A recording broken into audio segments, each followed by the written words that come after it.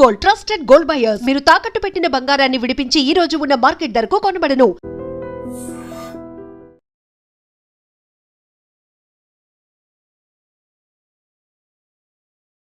అమెరికాకు సంబంధించిన వార్త అనగానే ఫస్ట్ అసలు అందరం కూడా ఈ ట్రంప్కి సంబంధించి ఏమైనా కొత్త డిసిషన్ వచ్చిందా ఏంటా అని అనుకుంటాం.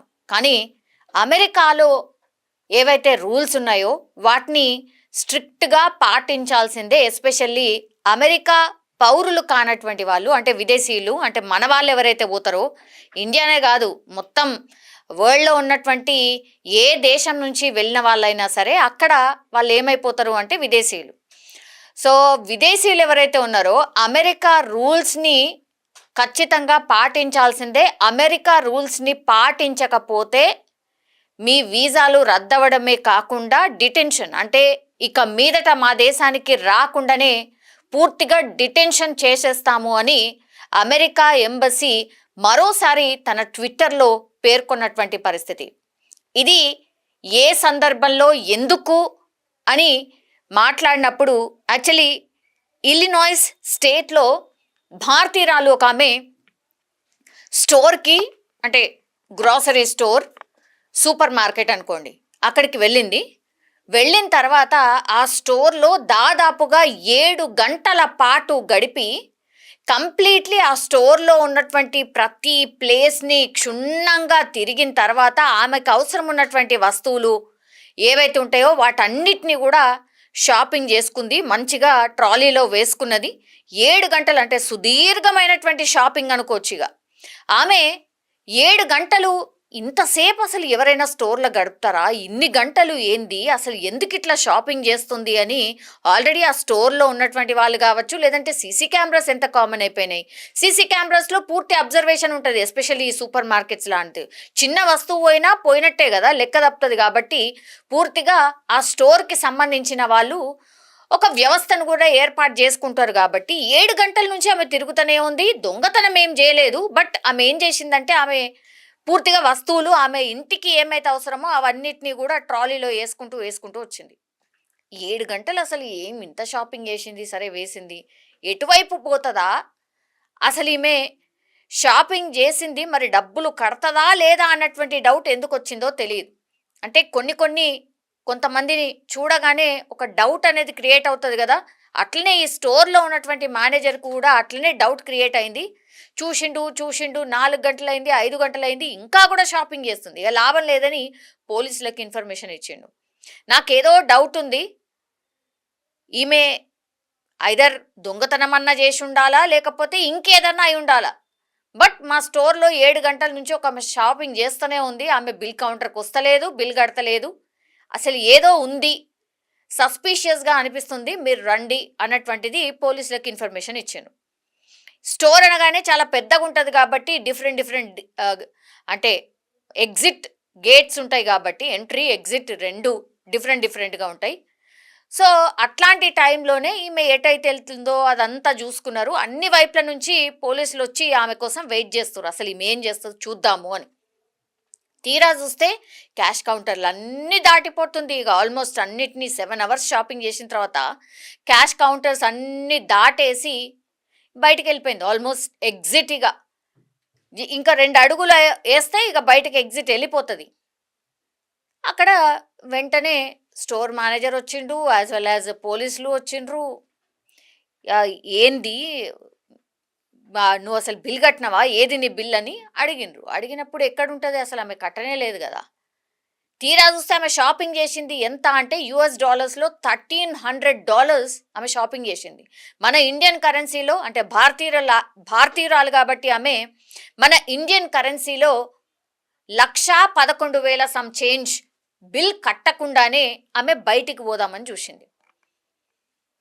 పోలీసులు పట్టుకున్న తర్వాత ఆమె దగ్గర ఏం ఆన్సర్ ఉంటుంది, బిల్ ఎందుకు కట్టలేదు, బిల్ ఏది అని అడిగినప్పుడు ఆమె దగ్గర లేనే లేదు కదా, ఏం చెప్తుంది, చెప్పడానికి ఏం లేదు.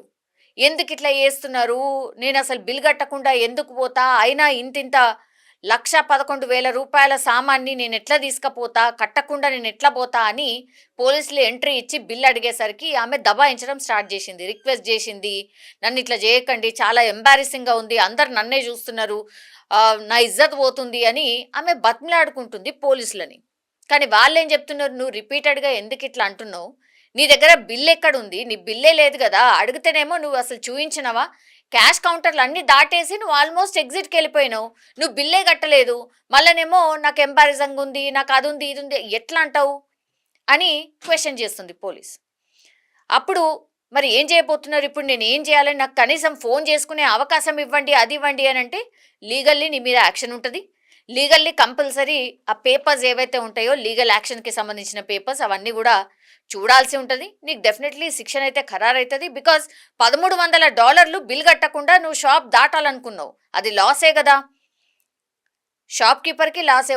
ఒక రకంగా చెప్పాలంటే నువ్వు దొంగిలించినట్టు, నువ్వు దొంగవు, నువ్వు దొంగతనానికి వచ్చినవని క్లియర్ కట్గా చెప్పడం అయితే జరిగింది. ఆ వీడియోలో మనకు స్పష్టంగా కనిపిస్తుంది. ఆమె చెప్తుంది, అప్పుడు నాకు ఒక 20 years బేబీ ఉంది, నా కోసం వెయిట్ చేస్తూ ఉంటుంది, నేను అక్కడికి వెళ్ళాలి, అందరు పరేషాన్ అవుతారు, నాకు కనీసం ఫోన్ చేసుకోవడానికి అవకాశం ఇవ్వండి అని బతిమలాడుతుంది. ఫస్ట్ నువ్వు నీ ఇంటికి వెళ్ళడానికి లేదు, నువ్వు డైరెక్ట్ ఇప్పుడు పోలీస్ స్టేషన్కే వెళ్ళాలి. పోలీస్ స్టేషన్కి వెళ్ళిన తర్వాత సంగతి తర్వాత చూద్దాము, నీ మీదనైతే ఫస్ట్ లీగల్లీ అయితే యాక్షన్ తీసుకోబోతున్నామని చెప్పకనే చెప్పారు. యాక్చువల్లీ ఆమె ఇంగ్లీష్లో మాట్లాడుతుంది కానీ ఆమె నార్త్ ఇండియన్ లాగా కనిపిస్తుంది, తెలుగుకి సంబంధించిన ఆమెనైతే కాదు, నార్త్ ఇండియన్ లాగా కనిపిస్తోంది. సో నార్త్ ఇండియన్ ఒక స్టోర్కి వెళ్ళి ఒక రకంగా దొంగతనం చేసినట్టే లెక్క. ఇప్పుడు యుఎస్ ఎంబసీ క్లియర్ కట్గా చెప్తుంది, మీరు దోపిడీలు చేసినా, దొంగతనం చేసినా, లూటీ చేసినా, ఇంకేదన్నా చేసినా సరే మీ మీద కఠినంగా శిక్షలు ఉండబోతున్నాయి. యాజ్ ఎ విదేశీయులుగా మీరు వచ్చిండ్రు కాబట్టి ఆ మర్యాద ఉంచుకోండి, అలాగే ఉండండి, మెలగండి, ఇక్కడ ఉన్నటువంటి రూల్స్ ఏందో తెలుసుకోండి, తెలుసుకున్న తర్వాతనే మా దేశానికి రండి అని క్లియర్ కట్గా చెప్తున్నారు. ఒకవేళ వీటిని దేన్నైనా అతిక్రమిస్తే మాత్రం మీ మీద చర్యలు ఉంటాయి, లీగల్లీ యాక్షన్ ఉంటుంది. యాజ్ వెల్ యాజ్ మీ వీసాను ఇమ్మీడియట్గా రద్దు చేస్తాం, వెంటనే మీ దేశానికి తిరిగి పంపిస్తాం, మళ్ళా రావాలనుకున్నా కూడా మీకు ఎంట్రీ ఉండదు. ఇది క్లియర్ కట్గా యుఎస్ ఎంబసీ ఈ ఇన్సిడెంట్ జరిగిన తర్వాత స్పష్టంగా వాళ్ళ ట్విట్టర్లో పెట్టినటువంటి పోస్ట్ ఇది. ఇప్పుడు చాలామంది మాట్లాడుతున్నారు, మనకున్న బాధలు తక్కువ ఉన్నాయా, మనకున్న ఆంక్షలు ఏమన్నా తక్కువ పోయినాయా అని. ఇప్పుడు ఇంకా కొత్త అన్నీ తీసుకొచ్చి ఎందుకు అమెరికా లాంటి దేశంలో బతకడానికి వచ్చినాం, చదువుకోవడానికి వచ్చినాం, మంచిగా ఉంటే అయిపోతుంది కదా, ఆల్రెడీ ట్రంప్ మన మీద నజర్ పెట్టిండు, ఇంకా కూడా ఇట్లాంటివి చేస్తే ఎట్లా, ఉన్నోళ్ళ మీద అందరి మీద ఒక రకంగా మచ్చనే కదా, ఎందుకు ఇట్లాంటి పనులు చేయాలా, కష్టపడడానికి వచ్చినాం, ఒక మంచి లెవెల్కి పోవడానికో లేకపోతే ఒక మంచి పొజిషన్ వస్తుందనే కదా ఇక్కడ నుంచి కష్టపడుతూ అమెరికా వెళ్తాం, అక్కడ పోయిన తర్వాత ఇట్లాంటి పనులు ఎందుకు చెయ్యాలా అని చాలామంది మన ఇండియన్ కమ్యూనిటీ కూడా కామెంట్ చేస్తున్న పరిస్థితి కనిపిస్తోంది. కానీ నిజంగానే ఎందుకు వేరే పరాయి దేశంలో ఇట్లాంటి పనులు ఎందుకు చేయాలా, ఎందుకు ఇజ్జత్ తీసుకోవాలి, నిజమే కదా. అరే ఒక ఇండియన్ అట దొంగతనం చేసి, ఇండియనే అంటారు, ఇండియన్ పీపుల్ అట దొంగతనం చేసిరా, మొత్తం ఇండియా వ్యాప్తంగా అంటారు, ఒక్క పర్సనే అక్కడ కనిపిస్తుంది, కానీ ఇండియా మొత్తం బ్లేమ్ అవుతుంది కదా, అది కనీసం ఆలోచించుకోవాలి కదా, దృష్టిలో పెట్టుకోవాలి కదా. ఇదే చాలామంది కామెంట్ చేస్తున్న పరిస్థితి కనిపిస్తోంది. ఓకే, ఈ ఇన్సిడెంట్ మీద మీరేమనుకుంటున్నారు? నిజంగా ఇట్లాంటి ఐ థింక్ అప్పుడో ఇప్పుడో అడపాదడప మనం కూడా వింటూనే ఉంటాం కదా. మీ కామెంట్ ఏంటి, మీ ఒపీనియన్ ఏంటి ఈ ఇన్సిడెంట్ మీద? నిజంగా ప్రస్తుతం ఉన్నటువంటి సమాజం దేనికి ప్రయారిటీ ఇస్తుంది? ఆర్థిక సంబంధాల చుట్టూ మాత్రమే తిరుగుతోంది. మళ్ళీ ఎన్నికలంగానే చాలా విరక్తి కలుగుతున్నాం. మంచి అనిపిస్తుంది కదా, లేడీస్ కూడా ఛాలెంజింగ్ జాబ్స్ చేసినప్పుడు చాలా బాగుంటది. ఫుడ్ డెలివరీ ఇవ్వటానికి వెళ్ళినటువంటి డెలివరీ బాయ్ అనిల్ పై కళ్ళ ముందు